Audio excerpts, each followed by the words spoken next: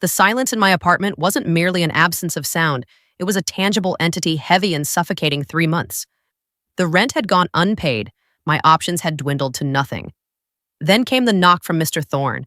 My landlord, a man whose gaze had a way of lingering, making my skin crawl. He wasn't just after the arrears, he presented an offer. An offer I knew with chilling certainty I should refuse, but desperation, that cunning negotiator, whispered otherwise. I didn't refuse. The sudden rap on the door made me flinch my worn robe. A flimsy barrier against the world felt utterly insufficient as I clutched it tighter. I opened it to him. Mr. Thorne's eyes performed their slow, deliberate scan. Aurora, he stated, his voice smooth and devoid of warmth. You are 3 months behind. I pulled the robe closer, a futile gesture. I know, Mr. Thorne. I just require a little more time. He stepped inside uninvited, and the small room seemed to constrict around his presence. It's a regrettable situation. He murmured, his gaze unwavering, to see a woman of your attributes struggling. So his voice was like velvet concealing steel, so beautiful, yet so seemingly helpless. A flush of heat crept up my neck. I will figure something out. He let out a sigh, a calculated sound of disappointment. Time, my dear, does not settle. Outstanding debts, I had exhausted every conceivable avenue, grueling extra shifts, fruitless attempts to borrow, the painful parting with cherished, meager possessions. Nothing had been enough. Please. I whispered, the fight nearly extinguished, just a little longer. He studied me, a flicker of something unreadable in his eyes, or perhaps there is an alternative form of settlement. My stomach clenched, the unspoken. The dreaded was now laid bare. What are you suggesting? Oh, come now, Aurora, he chided softly. You are a woman of considerable perception. The room felt suddenly hotter, the thin fabric of my robe offering no solace. No one else need ever be aware, he said, his voice dropping to a conspiratorial hush. This can remain entirely between us. My heart hammered against my ribs, a frantic bird trapped in a cage. He smirked, a faint, cruel curve of his lips, evidently enjoying my visible distress. I possess the means to make your financial difficulties disappear. A ragged, shaky breath escaped me. There were no other doors, no other lifelines. Only him and the terrible bargain he proposed. Slowly, almost imperceptibly, I gave a single, desolate nod. His smile deepened, a predatory gleam of triumph in his eyes. He reached out not for any imagined payment, but for the sash of my robe, a wise decision. My dear Mr. Thorne led me towards the bedroom, his grip on my arm firm yet unhurried. The air within felt thick, charged with an unspoken, illicit energy. His cologne, a rich, masculine scent, mingled with something deeper, something primal, assailing my senses. He did not waste time standing near the edge of the bed. He deliberately undid his belt, the soft clink of the metal buckle echoing loudly in the suffocating silence. I trust you understand what is expected of you, Aurora. A lump of ice formed in my throat. I hesitated, my fingers tightening into fists at my sides. His lips curved into something that was not quite a smile. There's no need for such surprise. Aurora, an agreement is an agreement. A strange, nervous heat began to uncoil deep within me. I swallowed hard. Then, as if in a trance, I lowered myself to my knees. His fingers threaded through my hair as I leaned towards him. His warmth, his scent suddenly overwhelming with a hesitant, almost clinical precision. I pressed my lips against him. He exhaled sharply, his fingers tightening slightly in my hair, a subtle guiding pressure. The low sounds he began to make sent an unexpected, forbidden thrill coursing through me. I knew I shouldn't feel at this treacherous response, but I did. His breathing deepened, his posture tensed. He was losing himself in the moment in me. A strange, fleeting sense of control flickered within my own confusion, just as I found a disquieting rhythm. He pulled away abruptly, his breathing ragged, his composure visibly strained. He was barely holding back. Get on top. He rasped, his voice thick with a raw, urgent need. I obeyed, rising and moving onto the bed, my robe falling open completely as I straddled his form. His hands immediately found my thighs, sliding up my skin, squeezing as if to memorize every contour. That's it. He murmured, his eyes dark and intense, locked on mine. I reached down, aligning myself with him. A sharp, involuntary gasp escaped my lips as I sank onto him. He groaned, his fingers pressing into my hips. You feel better than I ever imagined. I tried to ignore the betraying warmth that spread through me at his words. This was a business deal. Nothing more, but as I began to move, a deep, undeniable pulse of pleasure rippled through my unwilling body. My flesh was a traitor, responding with an eagerness, a craving that horrified me. I bit my lip, struggling to keep my face a mask of neutrality, but inside a slow, insistent heat coiled and spread with every motion. Go on, Aurora, he urged, his voice strained. Ride me as if you mean it. His grip was firm, guiding me. I did as he commanded, my pace, quickening my own breathing, becoming shallow and uneven. Each motion sent another wave of illicit sensation through me, making it harder and harder to pretend I wasn't experiencing this. He smirked up at me as if he could see straight through my act. You're enjoying this, aren't you? He murmured. No, I lied. My breath hitching betrayingly as I moved faster. His grip tightened, his body rising to meet mine in a perfect driving rhythm. The tension between us building, growing deeper, heavier. I clenched my jaw, desperate to hold back any sound that might betray the truth of my body's response. Keep going, he growled.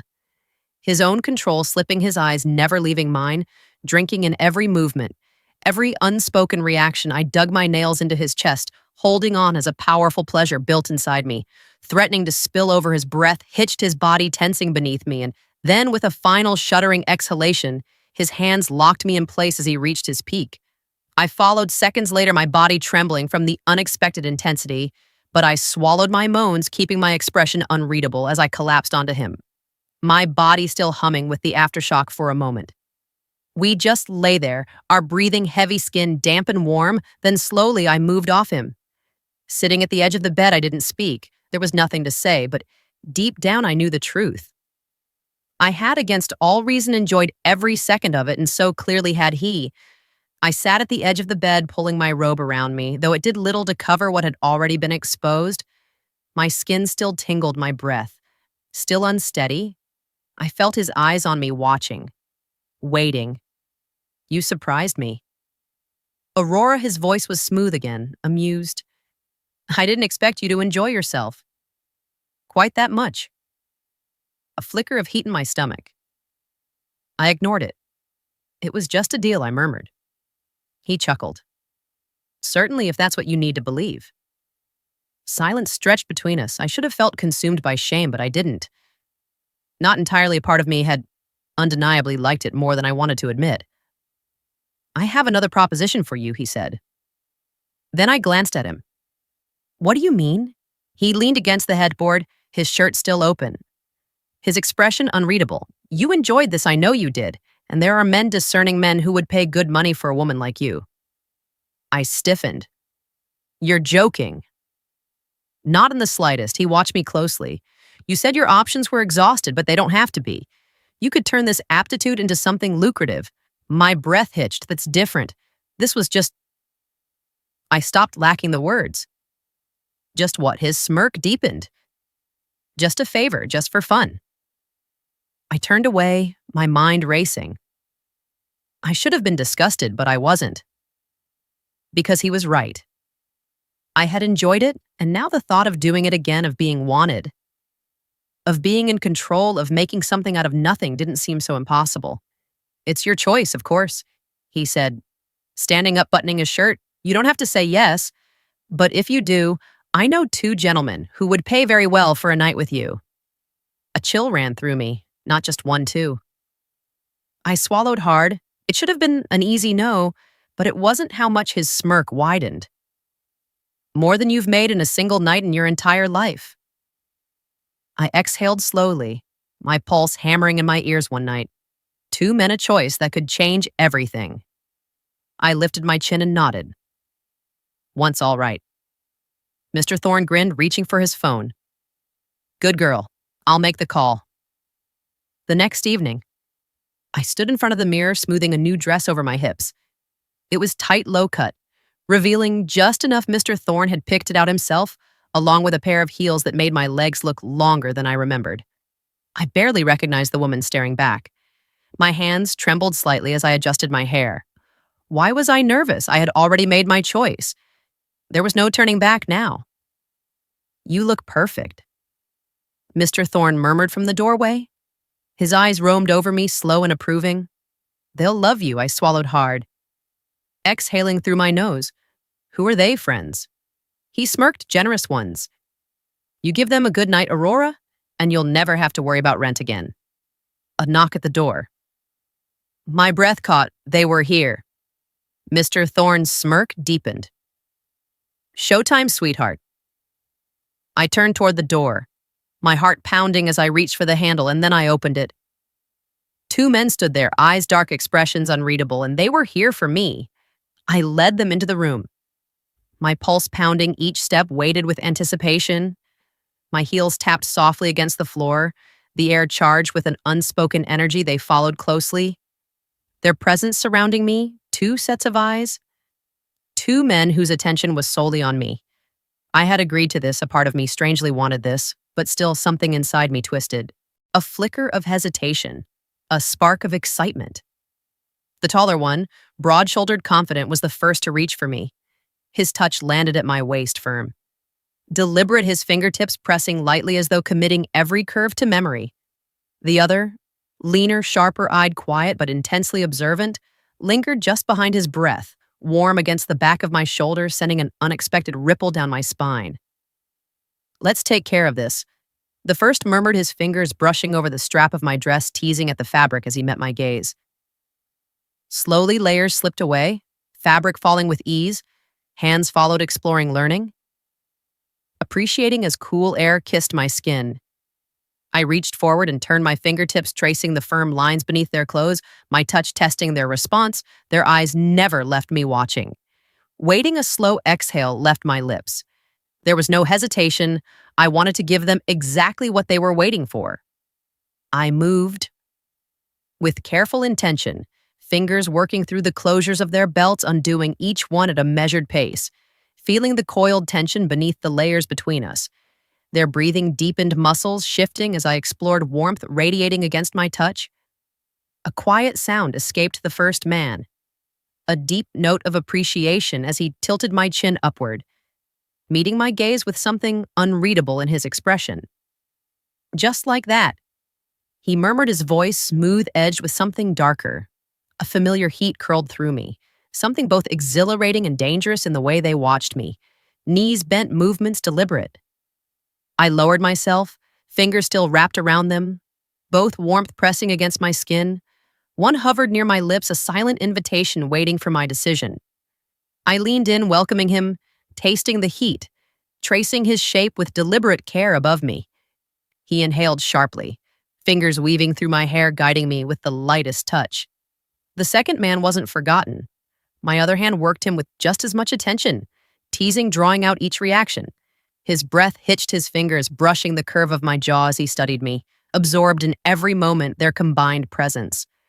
The quiet sounds they made, the tension winding through the space between us, it sent a slow, deep warmth spreading through my stomach. That's it, one of them murmured, his voice thick, heavy with satisfaction. Just like that. The words sent another rush through me. They let me move at my own pace, letting me explore, letting me lose myself in them. Then one of them shifted back slightly, clearing his throat as though regaining focus. Come here, he said, his voice low, steady. We're just getting started. I settled onto the mattress, my breath uneven, my body throbbing with anticipation. The taller man positioned himself between my legs, his fingertips drawing slow, deliberate circles along my inner thighs, teasing, heightening the tension. The other moved beside me, his hand finding my chin, tilting my face toward him, his gaze locking onto mine with quiet intensity. Let's see just how sweet you are.